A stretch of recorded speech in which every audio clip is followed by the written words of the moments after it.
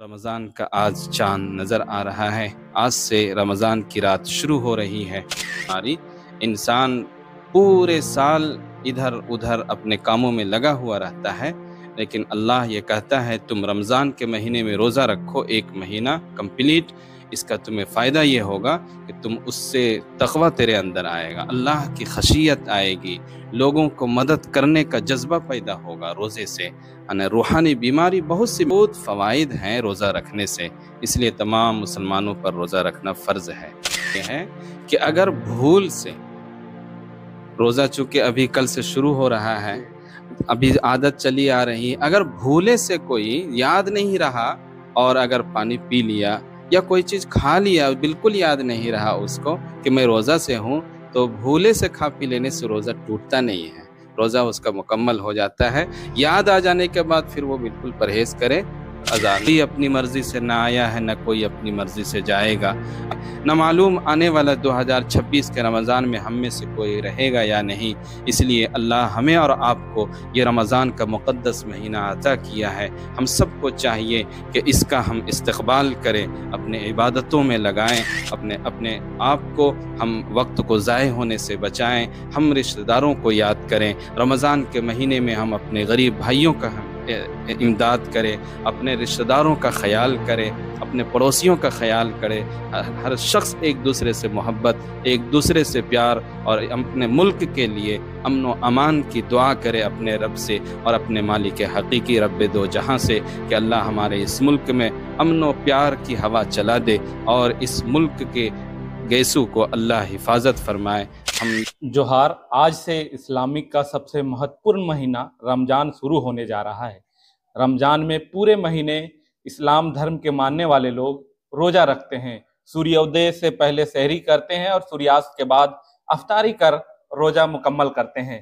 تو ہمارے ساتھ جڑ چکے ہیں سحر قاضی مفتی نسیم صاحب، سب سے اور ان سے ہی جانیں گے کہ کون کون لوگ روزہ رکھ سکتے ہیں اور روزہ کا کیا مہتو ہے اسلامک دھرم میں، ان کی کن شرطوں پہ لوگ روزہ نہیں رکھ سکتے ہیں، اور جو رمضان کے مہینے میں روزہ چھوٹ جاتے ہیں وہ بعد میں کیسے ادا کریں گے۔ تو ہمارے پہلے آپ کا سواگت ہے دانش خزانہ میں۔ شکریہ آپ کا بھی دانش خزانہ، اللہ آپ کو ہمیشہ سلامت رکھے۔ رمضان کا مہینہ شروع ہونے جا رہا ہے، 30 شعبان ہے آج شام سے ہی تراویح شروع ہو جائے گی۔ تو اسلامک دھرم یا ریتی رواج کے حساب سے رمضان میں جو روزے رکھتے ہیں ان کا کیا مہتو ہے؟ اسلام کے جو اہم رکن ہیں، جو 5 ہیں، توحید، نماز، زکوٰۃ، حج، روزہ، ہے نا، تو اسی میں سے 5 میں سے روزہ بھی ایک مہتو ہے اس کا، اور یہ فرض ہے ان مسلمانوں پر جو بالغ ہیں۔ اللہ تعالیٰ نے قرآن کریم میں ارشاد فرمایا ہے، یا ایھا الذین آمنوا کتب علیکم الصیام کما کتب علی الذین من قبلکم لعلکم تتقون۔ روزہ تم پر فرض کیا گیا ہے جس طرح تم سے پہلی امتیوں پر روزہ فرض کیا گیا ہے۔ اسلام دھرم میں سب سے پہلے جو روزہ فرض ہوا ہے وہ ہم سب کے آقا، آخری نبی جناب محمد رسول اللہ صلی اللہ علیہ وسلم جب مکۃ المکرمہ سے مدینہ ہجرت کر کے تشریف لے گئے تو دوسرے سال روزہ فرض ہوا ہے۔ اس وقت سے آج تک اور قیامت تک انشاءاللہ سارے کے سارے مسلمان روزہ انشاءاللہ رکھیں گے اور رکھتے چلے آ رہے ہیں۔ روزہ کیا صرف بھوکا رہنے کا ہی نام روزہ ہے یا کچھ اور ہے اس میں؟ کیا نہیں، اصل جو مقصد ہے روزے کا، اسلام جو چاہتا ہے، اللہ جو چاہتا ہے اپنے بندوں سے کہ روزہ سے اس کے اندر تقوی اور پرہیزگاری آئے، اس کے اندر کی جو بیماری ہے، روحانی بیماری، ایک ہے جسمانی بیماری، ایک ہے روحانی بیماری۔ انسان پورے سال ادھر ادھر اپنے کاموں میں لگا ہوا رہتا ہے، لیکن اللہ یہ کہتا ہے تم رمضان کے مہینے میں روزہ رکھو، ایک مہینہ کمپلیٹ۔ اس کا تمہیں فائدہ یہ ہوگا کہ تم اس سے تقوی تیرے اندر آئے گا، اللہ کی خشیت آئے گی، لوگوں کو مدد کرنے کا جذبہ پیدا ہوگا روزے سے۔ روحانی بیماری بہت سی میں سائنسی طریقے سے جائیں گے تو اس کے لیے وقت چاہیے، آپ دیکھیں گے کہ اس کے بہت فوائد ہیں روزہ رکھنے سے، اس لیے تمام مسلمانوں پر روزہ رکھنا فرض ہے۔ کون کون سے مسلمان روزہ رکھ سکتے ہیں اور کن پہ فرض ہے؟ اصل تو جو اس میں حکم ہے، جو بالغ ہیں، لڑکے ہو بالغ کا مطلب پورا خلاصہ کریں۔ بالغ کا خلاصہ یہ ہے اسلام دھرم میں کہ جو بچے اور بچیاں ہے نا 15 سال کم سے کم اگر ہو جائے تو ایسے بچوں پہ روزہ رکھنا فرض ہے 15 سال۔ اگر ہم اس کو سرل انداز میں اگر بیان کیا جائے، جن کو احتلام ہوتا ہے، بچیوں میں جن کا ماسک شروع ہو جاتا ہے، ان کے اوپر اللہ کا حکم ڈائریکٹ اب ہوتا ہے، نماز، روزہ، زکوٰۃ، اگر وہ صاحب استطاعت ہیں تو زکوٰۃ بھی، اسی طرح روزہ رکھنا ایسے تمام مسلمان لڑکے لڑکیوں اور بڑوں پر فرض ہے۔ کون سے مسلمان ہیں جو یعنی کچھ پرابلم کے کارن اگر روزہ نہیں رکھ سکتے ہیں تو کیا ان کے مسئلے ہیں، ان کے بارے میں بتائیں۔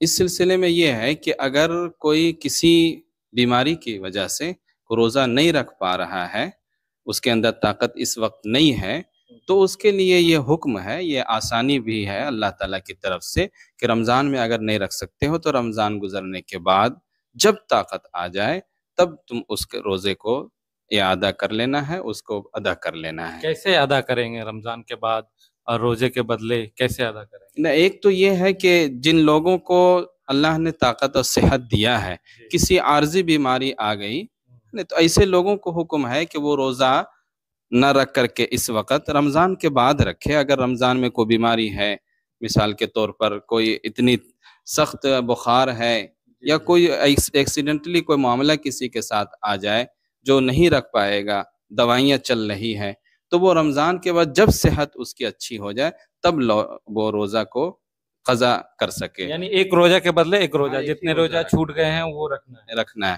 لیکن اگر کوئی اس طرح سے ہمارے بڑے بزرگ ہیں جن کو صحت اب نہیں ساتھ دے رہی ہے اور امید بھی نہیں ہے کہ وہ آئندہ روزہ رکھنے کی ان کے اندر طاقت ہو سکتی ہے، تو اسلام نے ایسے لوگوں کے لیے فدیہ کہا ہے کہ ایک روزے کے بدلے میں ایک فدیہ دینا ہے۔ ایک فدیہ کیا ہوتا ہے؟ فدیہ یہ ہے کہ جو رمضان کے مہینے میں فطرہ ادا کیا کرتے ہیں، وہ ایک فطرہ ایک روزے کا فدیہ ہے۔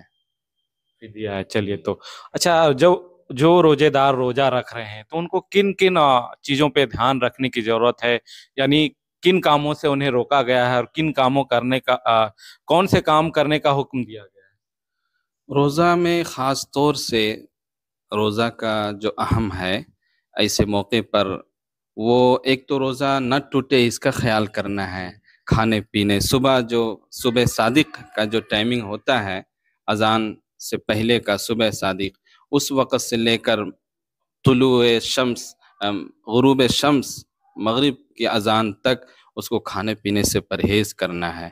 اس کو اگر شادی شدہ ہے تو آپ سے ملاقات سے پرہیز کرنا ہے تاکہ روزہ ٹوٹے نہیں، ہے نا۔ ان چیزوں سے باقی شریعت نے حدیث پاک میں نبی صلی اللہ علیہ وسلم نے فرمایا ہے کہ جھوٹ سے، چغلی سے، غیبت سے، ان چیزوں سے بھی پرہیز کرنا ہے روزے دار کو۔ ایک دوسرے کے ساتھ چھوٹی چھوٹی باتوں پہ الجھنے سے بھی پرہیز کرنا ہے، غصہ ہونے سے بھی پرہیز کرنا ہے۔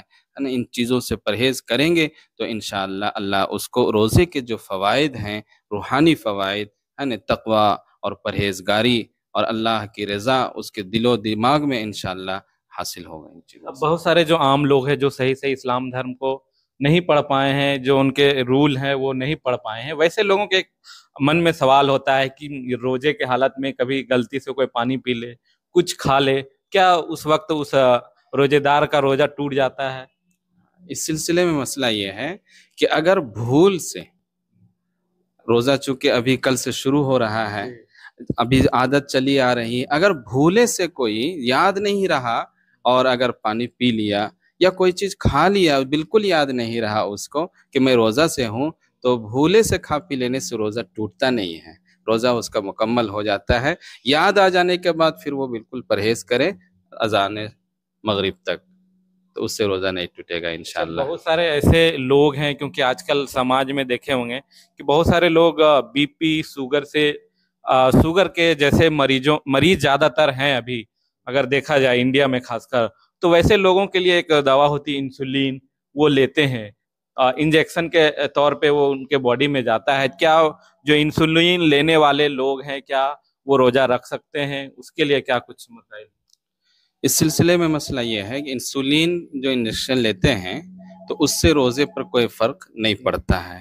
ایسے حضرات انسولین لے سکتے ہیں اور روزہ وہ رکھ سکتے ہیں، انسولین سے روزہ نہیں ٹوٹتا ہے۔ اور بھی کوئی لوگ ہوتے ہیں، کوئی ایمرجنسی پڑ گیا تو انجیکشن لینا پڑ جائے ہاں، انجیکشن بھی کسی بنا پر اگر طبیعت ناساز رہے کسی کی اور انجیکشن بھی لینا پڑے تو انجیکشن لینے سے بھی روزہ نہیں ٹوٹا کرتا ہے، روزہ اس کا صحیح ہو جائے گا۔ یعنی وہ اس حساب سے بھی روزہ رکھ سکتے ایک دم روزہ رکھ سکتے ہیں۔ ایسے حضرات جن کو انجیکشن کی ضرورت ہو روزے کی حالت میں تو وہ روزہ رکھتے ہوئے بھی انجیکشن لے سکتے ہیں، انسولین لے سکتے ہیں۔ اس وجہ سے کہ ہم انسولین لیں گے یا ہمیں انجیکشن کی ضرورت ہے روزہ ہم نہ رکھیں، ایسا نہیں کرنا چاہیے، بلکہ ان کو مسئلہ کو جان کر کے اور روزہ رکھنا چاہیے۔ روزے کی حالت میں انجیکشن وغیرہ لینے سے روزہ پر کوئی فرق نہیں پڑتا ہے۔ اچھا، آج سے ہی تراویح کی بھی جو ہے وہ شروعات ہو جاتی ہے، تو کیا اہمیت ہے تراویح کی؟ تراویح کی بہت بڑی اہمیت ہے۔ تراویح رمضان کے ساتھ خاص ہے۔ راتوں کی عبادت تراویح کے شکل میں، دن کی عبادت روزے کی شکل میں، راتوں کو اٹھ کر کے ہم اللہ کے سامنے روئیں دھوئیں اور عبادات میں زیادہ سے زیادہ مشغول رہیں۔ یہ ایک مہینہ اللہ مسلمانوں کو عبادت کرنے کا وقت دیا ہے، عبادتوں کا خزینہ ہے۔ رمضان کا مہینہ بڑی رحمتوں برکتوں اور اللہ تعالیٰ کی طرف سے مغفرتوں کا مہینہ شروع ہو رہا ہے، اس لیے مسلمانوں کو چاہیے کہ وہ رمضان کی راتوں میں تراویح مکمل 20 رکعت ادا کریں اور اسی طرح صبح سے لے کر شام تک روزہ رکھیں۔ اللہ تعالیٰ ضرور انشاءاللہ ایسے لوگوں کو جو روزے اور تراویح کا اہتمام کریں گے، اللہ ایسے لوگوں سے خوش ہوں گے، اللہ ان کے عبادتوں کو قبول کریں گے انشاءاللہ۔ آخر میں کیا اپیل کرنا چاہیں گے جو روزہ رکھنے والے ہیں یا اسلام دھرم میں ماننے والے لوگ ہیں، ان سے کیا اپیل کریں گے رمضان کے مہینے؟ آپ کے اس چینل کے معرفت ہم یہی اپیل کریں گے آپ کے ذریعے سے تمام مسلمان بھائی بہنوں سے کہ آپ رمضان کا آج چاند نظر آ رہا ہے، آج سے رمضان کی رات شروع ہو رہی ہے۔ اللہ کی طرف سے اللہ نے جو زندگی دیا ہے یہ اللہ کی طرف سے امانت ہے۔